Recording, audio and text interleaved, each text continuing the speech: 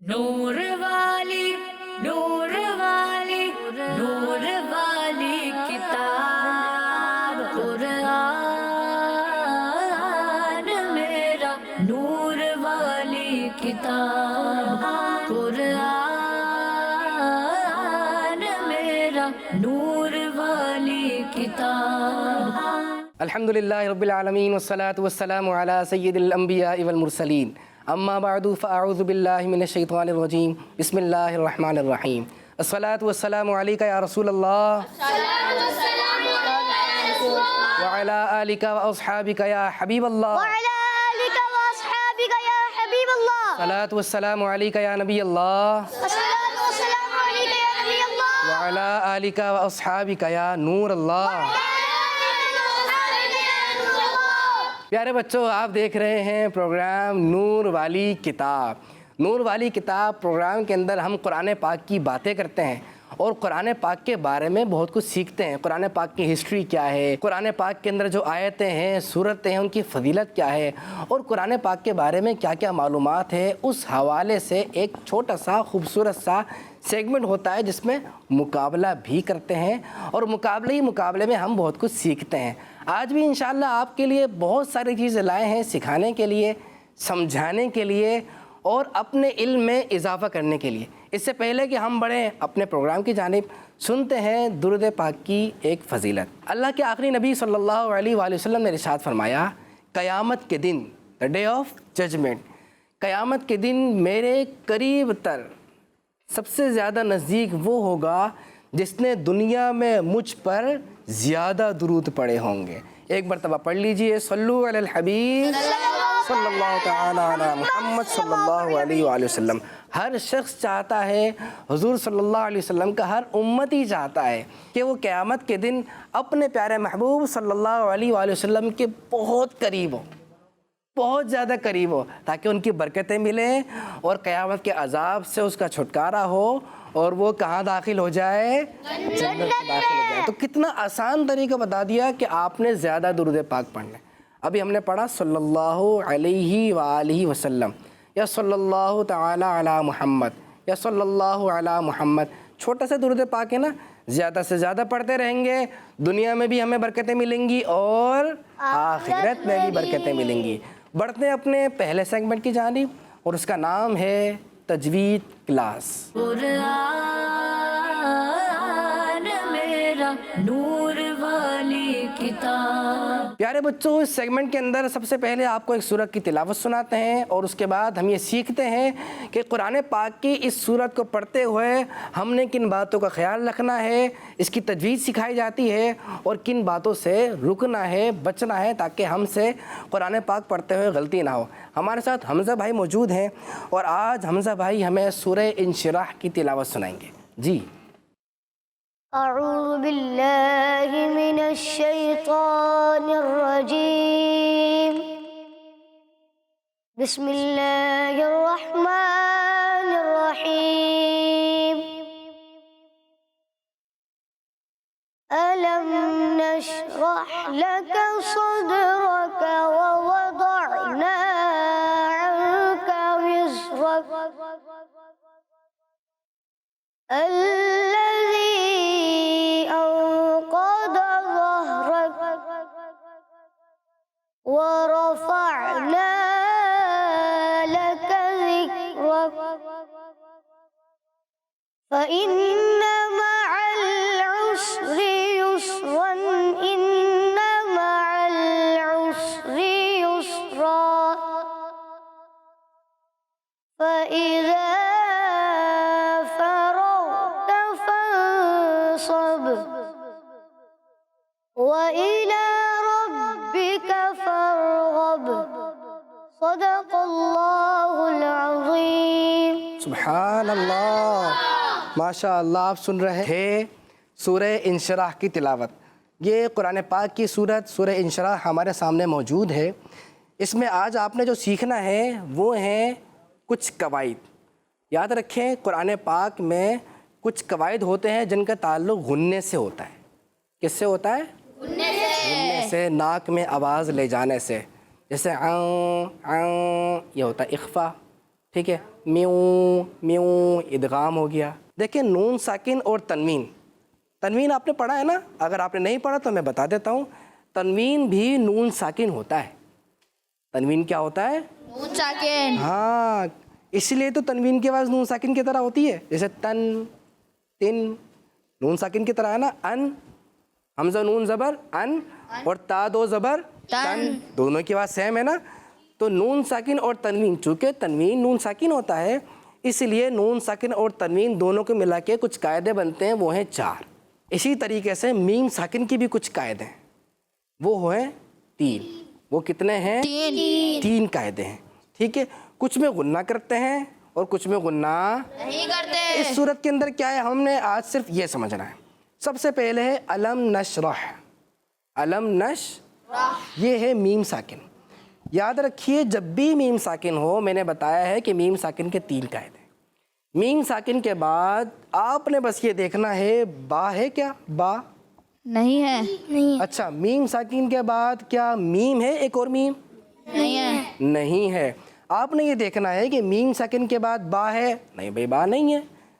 میم ساکن کے بعد کیا ایک اور میم ہے؟ نہیں, میم بھی نہیں ہے. اگر میم ساکن کے بعد نہ با ہو نہ میم ہو تو اس کا ایک نام ہے, اسے کہتے ہیں اظہار شفوی, اور اس میں غنہ بالکل بھی نہیں کریں گے. غنہ بالکل بھی نہیں کریں گے. اسی لیے اس کو پڑھا علم نشرح. علم نشرح. علم لم غنہ نہیں کیا. کیوں؟ کیونکہ یہاں میم ساکن کے بعد با نہیں ہے. میم ساکن کے بعد میم نہیں آ رہا. ہاں, اگر میم ساکن کے بعد با آ جائے یا پھر میم آ جائے تو پھر آپ نے کیسے پڑھنا ہے؟ غننے سے. غننے سے پڑھنا ہے. کیسے پڑھنا ہے؟ غننے سے. ہاں, غنہ کر کے پڑھنا ہے. ٹھیک ہے, اس کی اگزامپل آئے گی تو میں انشاءاللہ آپ کو ضرور اس کی مثال بھی دوں گا. اب آتے ہیں آگے نون ساکن کے قواعد پہ. میم ساکن سمجھ گئے؟ آسان ہے نا میم ساکن. میم ساکن تو بہت آسان ہے. اب ہے نون ساکن اور تنوین. یہ دیکھیے یہ آ گیا نون ساکن, نظر آ رہا ہے نون ساکن؟ آگے بڑھتے ہیں آگے بڑھتے ہیں, ایک اور نون ساکن, آگے نون ساکن, اور دیکھتے ہیں کہیں تنوین ہے, کہیں نون ساکن یا تنوین ہے. ڈھونڈیں ڈھونڈیں ڈھونڈیں, ایک اور آ گیا, آ گیا نون ساکن. جی. اور آگے دیکھیں اور ہے؟ نہیں ہے. تو کتنے نون ساکن ہو گئے اس میں؟ 4. 3 ہو گئے ہیں. نون ساکن کے بعد آپ نے کچھ حروف تلاش کرنے ہوتے ہیں. 6 ہیں حروف ہلکی, 6 ہیں حروف ارملون, لیکن 15 ہیں. 15 کتنے؟ 15 حروف اخفا ہیں. وہ یہ 15 حروف آپ نے یاد کر لینا ہے. ٹھیک ہے, 15 حروف جب آپ یاد کر لیں گے, تا ثا جیم دال ذال زا سین شین صاد ضاد طا ظا فا قاف اینڈ کاف. طا ظا نہیں چھوڑنا. اچھا, صاد ضاد نہیں پڑھتے, صاد اور ضاد. اسی طرح جو زا ہے, زا سین, ان کو پراپر پڑھتے ہیں, سیٹی نکالتے ہیں. ٹھیک ہے, یہ جو 15 حروف میں نے بتایا نون ساکن کے بعد آ جائیں یا تنوین کے بعد آ جائیں, آپ نے وہاں اخفا کرنا ہے. کیا کرنا ہے؟ یعنی ناک میں آواز چھپا لینی ہے. ان نہیں بلکہ کا. اسی طرح ان ایسے غنہ نہیں ہوگا یہاں پہ ان, بلکہ ٹھیک ہے. یہاں پہ آ جاتے ہیں فن نہیں, فن اس کا طریقہ بتاتا ہوں. کچھ بچوں سے اخفا مشکل ہو جاتا ہے, کچھ بچوں سے اخفا نہیں ہوتا. آسان کر دیتا ہوں آپ کے لیے. جب بھی اخفا ہوگا آپ یہ بات یاد رکھیں, زبان جو ہے نا اوپر چپکے گی نہیں. اخفا کے علاوہ جو غنہ کریں گے زبان آپ اوپر چپکے گی. پڑھیے فن, زبان چپک رہی ہے اوپر. ابھی اخفا نہیں کرے, فن پڑھنا ہے, بغیر اخفا کے غنہ کرنا. فن, فا نہیں, فن چپک رہی ہے نا. ہاں, اخفا جب کریں گے تو چپکے گی نہیں. جو جن سے اخفا نہیں ہوتا نا وہ نارمل پڑھ رہے ہوتے ہیں تو وہ چپکا رہے ہوتے اوپر زبان. اب آپ پڑھیں فن, زبان نہیں چپکانی, فن.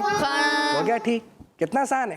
تو آپ نے آج سنا ہے کہ اخفا کیسے کرنا ہے, غنہ کہاں کرنا ہے اور کہاں پہ غنہ نہیں کرنا ہے. یہ پیارا سا سیگمنٹ تھا جس میں بہت کچھ سنا آپ نے. اب ہم بڑھتے ہیں اپنے اگلے سیگمنٹ کی جانب, اور اس کا نام ہے قرآنک ہسٹری. قرآن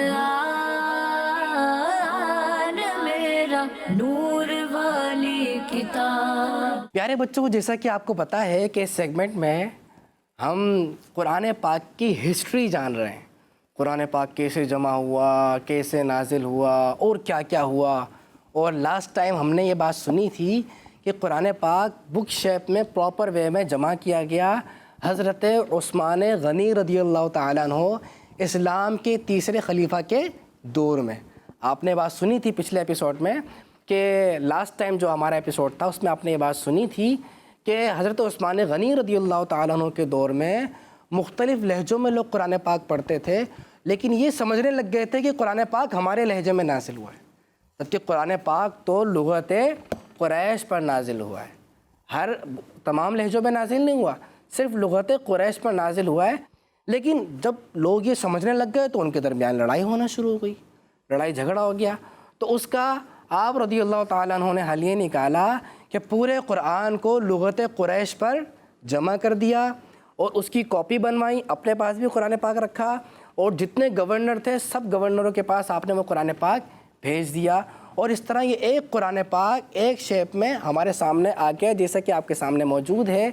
تو یہ جو خدمت سر انجام دی ہے اسلام کے تیسرے خلیفہ نے خدمت سر انجام دی ہے, اس لیے آپ جامع القرآن کہلاتے ہیں. کیا لقب ہے آپ کا؟ جامع ہاں, یعنی قرآن کو جمع کرنے والے. تو پیارے بچوں, آج میں آپ کو مزید کچھ نئی باتیں بتاتا ہوں. ایک بات یہ ہے کہ حضور صلی اللہ علیہ وآلہ وسلم کو جو مبارک زمانہ تھا نا, اس زمانے میں قرآن پاک کی 2 طرح سے تقسیم ہو گئی تھی. کتنی طرح سے تقسیم ہو گئی تھی؟ 2 طرح سے. پہلی تقسیم تھی صورتوں کے اعتبار سے. صورتیں ہوتی ہیں نا, سورہ فاتحہ, یہاں سے آتا کہ سورہ فاتحہ ہے, یہاں سے آتا کہ سورہ بقرہ ہے, یہاں سے آتا کہ سورہ آل عمران ہے. تو اس طریقے سے یعنی صورتوں کے اعتبار سے حضور صلی اللہ علیہ وسلم کے دور میں ہی تقسیم ہو گئی تھی, تقسیم کاری ہو گئی تھی. پھر ایک اور تقسیم آپ صلی اللہ علیہ وسلم کے دور میں ہو گئی تھی, اور وہ تقسیم تھی منزلوں کے اعتبار سے. منزلوں کے اعتبار سے اس طرح کہ قرآن پاک کو 7 منزلوں پر ڈیوائیڈ کیا گیا. کیا مطلب؟ یعنی قرآن پاک اگر آپ ایک منزل روزانہ پڑھیں تو 7 دنوں میں آپ پورا قرآن پاک ختم کر سکتے ہیں, پڑھ سکتے ہیں. اس کی ترتیب کیا تھی؟ یعنی پہلی منزل کہاں سے شروع ہوتی ہے, دوسری منزل کہاں سے شروع ہوتی ہے, یہ میں آپ کو بتاتا ہوں. پہلی منزل شروع ہوتی ہے سورہ فاتحہ سے, اور دوسری منزل شروع ہوتی ہے سورہ مائدہ سے, تیسری منزل ہوتی ہے شروع سورہ یونس سے, چوتھی منزل سورہ بنی اسرائیل سے, 5ویں منزل سورہ شعراء سے, 6ٹھی منزل شروع ہوتی ہے سورہ صافات سے, اور آخری منزل شروع ہوتی ہے سورہ قاف سے. تو اس طریقے سے حضور صلی اللہ علیہ وسلم کے زمانے میں ہی قرآن پاک کی یہ 7 منزلیں ہو گئی تھی تاکہ قرآن پاک 7 دنوں میں مکمل ہو جائے, ختم ہو جائے. لیکن پھر اس کے بعد قرآن پاک کی تقسیم کاری ہوئی پاروں کے اعتبار سے.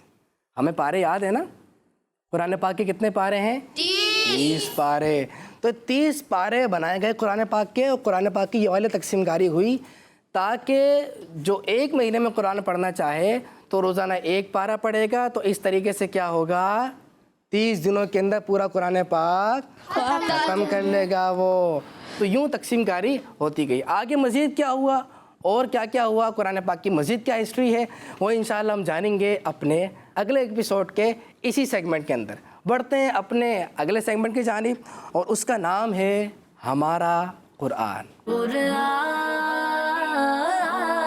میرا نور والی کتاب. پیارے بچوں اور کڈز, مدنی چینل کے ناظرین, سیگمنٹ ہے ہمارا قرآن, اور میں ہوں اسد اتاری. اس سیگمنٹ میں ہم قرآن پاک میں موجود چیزوں کے بارے میں آپ کو بتائیں گے کہ قرآن پاک میں کن کن چیزوں کا ذکر ہے, اور پھر ان چیزوں کے بارے میں آپ سے انفارمیٹیو باتیں بھی شیئر کریں گے. تو آئیے اپنے سیگمنٹ کو آگے بڑھاتے ہیں. پیارے بچوں, آج ہم جس چیز کا ذکر کرنے جا رہے ہیں وہ جانوروں میں سے ایک ایسا جانور ہے جس کا دودھ ہم استعمال کرتے ہیں. جی ہاں, وہ جانور ہے گائے. اس کو عربی زبان میں بقرہ کہا جاتا ہے, اور قرآن پاک کی ایک سورت کا نام بھی سورت सूरह बकरा है। तो आइए सुनते हैं कुरान पाक में गाय का जिक्र किस तरह आया है। तर्जुमा है कंजुल इरफान। और याद करो जब मूसा ने अपनी कौम से फरमाया बेशक अल्लाह तुम्हें हुक्म देता है एक गाय ज़बा करो, तो उन्होंने कहा कि क्या आप हमारे साथ मजाक करते हैं। मूसा ने फरमाया मैं अल्लाह की पनाह मांगता हूँ कि मैं जाहिलों में से हो जाऊँ। प्यारे बच्चों, सूरह बकरा में हजरत मूसा अलैहिस्सलाम की कौम का एक वाक़या बयान हुआ है। इसी वाक़ये में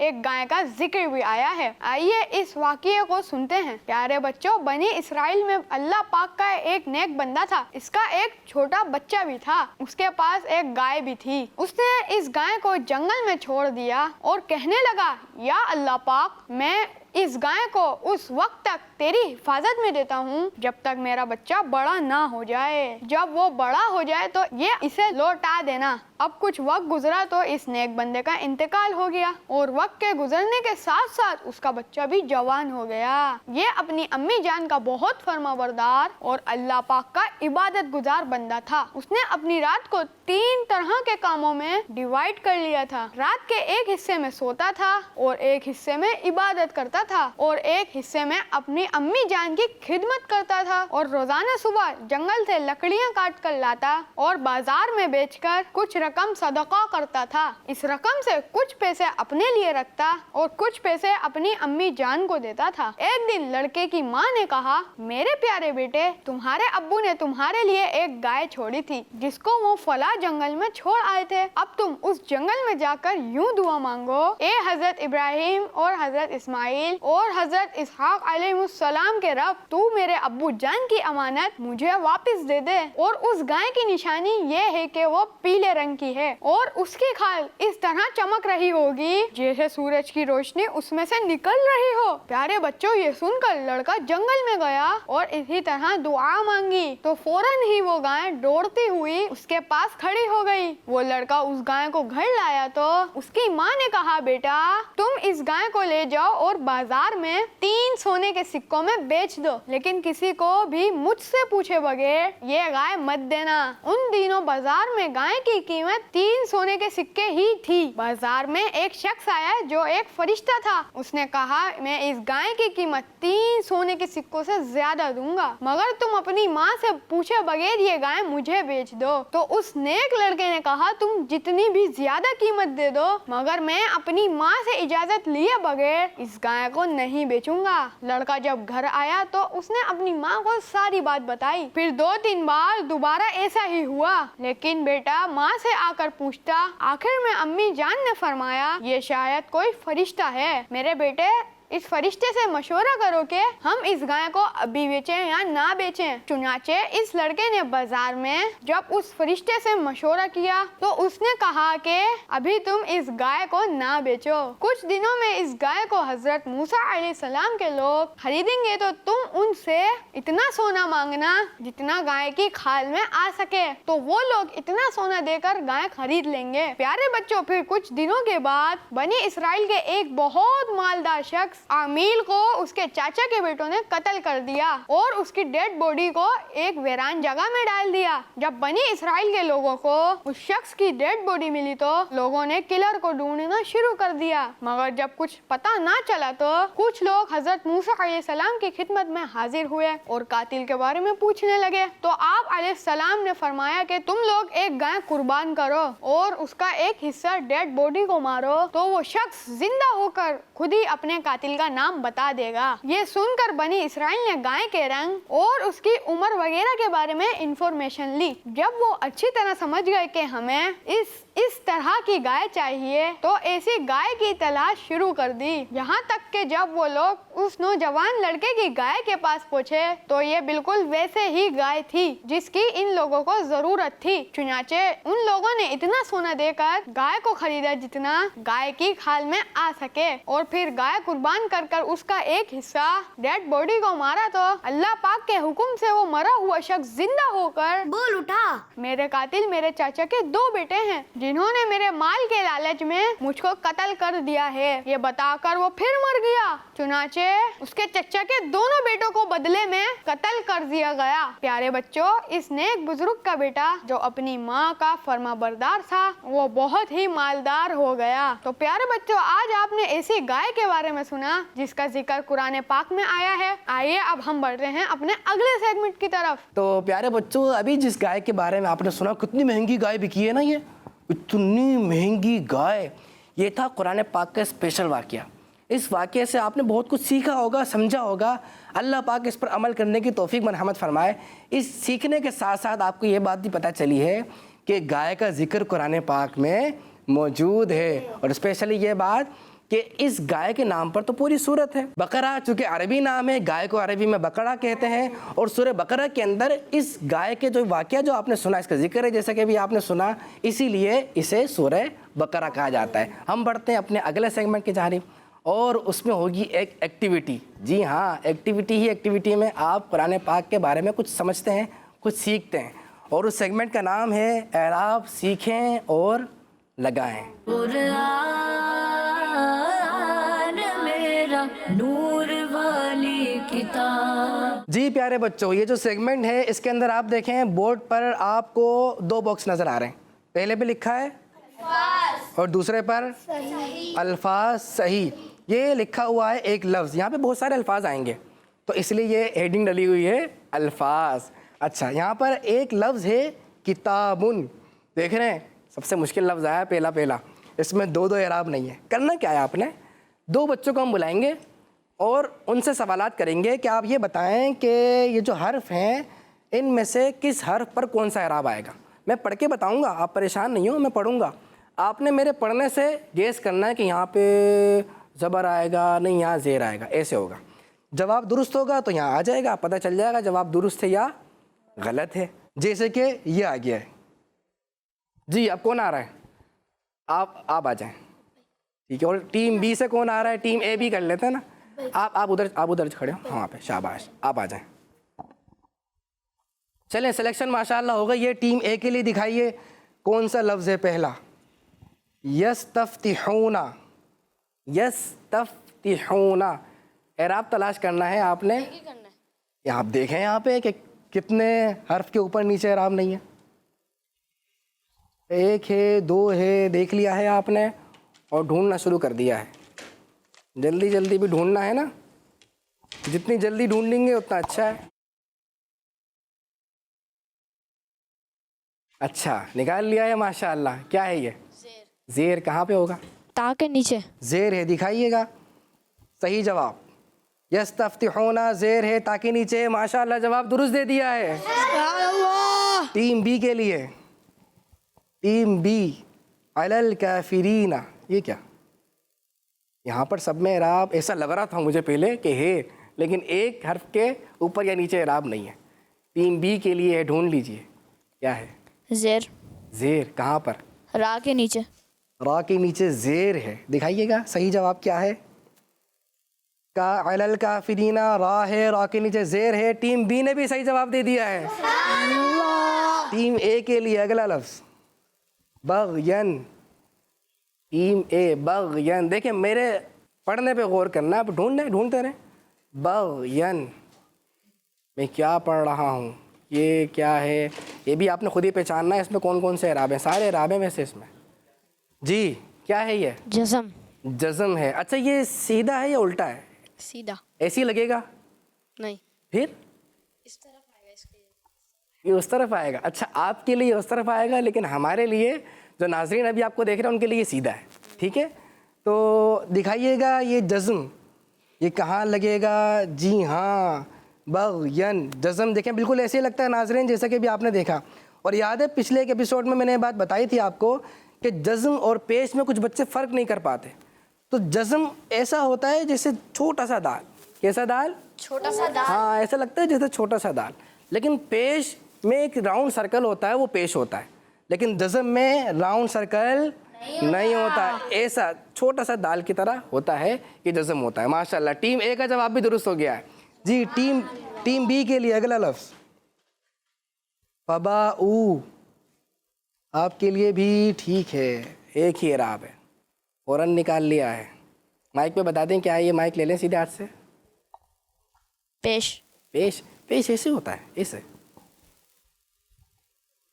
اچھا ایسے ٹھیک ہے, ایسے ہی لگے گا. جی. بالکل کنفرم, جی. غلطی تو نہیں ہو رہی. دکھائیے گا. یہ کہہ رہے ہیں پیش ایسے لگے گا. جی ہاں دیکھیں پیش کا شیپ ایسے ہی ہے اور تھوڑا سا ایسا ہے, ٹھیک ہے. جیسے زبر زیر ہوتا ہے نا اسی طرح پیش بھی ہے. آپ نے ایسے نہیں کرنا ہے, ٹھیک ہے. اور پھر ایک شیپ بنتا ہے وہ الٹا پیش کا بنتا ہے. یہ پیش ہے. اور دیکھیں میں نے بھی آپ کو جزم اور پیش کی پہچان بتائی تھی نا, یہ آپ کے سامنے مثال آ گئی ہے. یہ گول سرکل بنا ہوا ہے یہ پیش, اور یہاں پہ کوئی سرکل نہیں ہے یہ جزم. تو ماشاءاللہ اس طریقے سے ٹیم بی کا جواب بھی جی. ٹیم اے کے لیے اگلا لفظ تقتلون. میرے الفاظ سے پہچان لیں. تقتلون. اچھا مائک پہ بتا دیں. پیش. پیش ہے, کہاں لگے گا؟ یہ لام کے اوپر. لام کے اوپر. لام کے نیچے لگ سکتا ہے؟ نہیں. اگر لگا دیں تو کیا ہوگا؟ غلط ہو جائے گا. غلط ہو جائے گا بھائی. دکھائیے گا. تقتلون لام کے اوپر پیش ہے. جی ہاں تقتلون لام کے اوپر پیش ہے اور ان کا یہ جواب بھی درست ہو گیا ہے. دیکھیں یاد رکھیں صرف زیر ہے جو نیچے لگتا ہے. صرف نیچے کیا لگتا ہے؟ زیر. اس کے علاوہ جزم, تشدید اور زیر کا بھائی کھڑا زیر. زیر اور کھڑا زیر یہ دونوں نیچے لگتے ہیں. اس کے علاوہ زبر, کھڑا زبر, الٹا پیش یہ سب اوپر لگ رہے ہوتے ہیں. چلیں بھائی ٹیم بی کے لیے اگلا لفظ اخذنا. اخذنا. سیم آ رہے ہیں آنسر سیم آ رہے ہیں. کیا ہے یہ؟ جزم. کہاں لگے گا؟ زا کے اوپر. زا ہے یا دال ہے؟ زال. دال ہے نا, ہاں دال ہی ہے. دکھائیے گا. اخذنا دال ہے, دال کے اوپر جزم ہے اور ماشاءاللہ ان کا یہ جواب بھی درست ہو گیا ہے. ماشاءاللہ کیا بات ہے آپ دونوں کی. آپ دونوں نے اچھی کوشش کی اور اعراب تلاش کیا اور ماشاءاللہ اعراب تلاش کرتے ہوئے آپ دونوں کے دونوں نے سارے کے سارے اعراب صحیح تلاش کر لیے ہیں. ماشاءاللہ ٹیم اے بھی جیت گئی اور ٹیم بی بھی. تشریف رکھیے اپنی جگہ پہ. پیارے بچوں ماشاءاللہ آپ نے دیکھا کہ ان دونوں نے کیا مقابلہ, اور صرف مقابلہ نہیں کیا, مقابلہ کرتے ہوئے آپ کو اعراب کی پہچان بھی کروائی ہے. کیونکہ اعراب کی پہچان ہوگی تو تبھی تو آپ قرآن پاک ٹھیک پڑھیں گے نا. کچھ بچے غلط پڑھ لیتے ہیں, زبر کی جگہ زیر پڑھ لیتے ہیں, زیر کی جگہ پیش پڑھ لیتے ہیں, پیش کی جگہ زبر پڑھ لیتے ہیں. قاری صاحب پریشان ہوتے رہتے ہیں ان کو کیا ہو گیا, ٹھیک نہیں پڑھ رہے. تو دیکھیں ہم نے آپ کو یہاں بھی سکھا دیا, آپ سیکھ بھی رہے ہیں, لیکن آپ نے پریکٹس کرنی ہے, مشق کرنی ہے. قاری صاحب سے اور بھی سیکھنا ہے, ایک دوسرے کو سکھانا ہے, ہیلپ کرنی ہے. انشاءاللہ قرآن پاک آپ بھی درست پڑھیں گے اور بچے بھی درست پڑھیں گے. اسی کے ساتھ ہمارے اس پروگرام کا وقت ہوتا ہے ختم. اپنا خیال رکھیے گا. کڈس مدنی چینل دیکھتے رہیے. صلو علی الحبیب صلی اللہ تعالی علی محمد صلی اللہ علیہ وسلم. نور والی نور والی نور والی کتاب قرآن میرا نور والی کتاب قرآن میرا نور والی کتاب. بچوں کا مدنی چینل آ گیا, بچوں کا آ گیا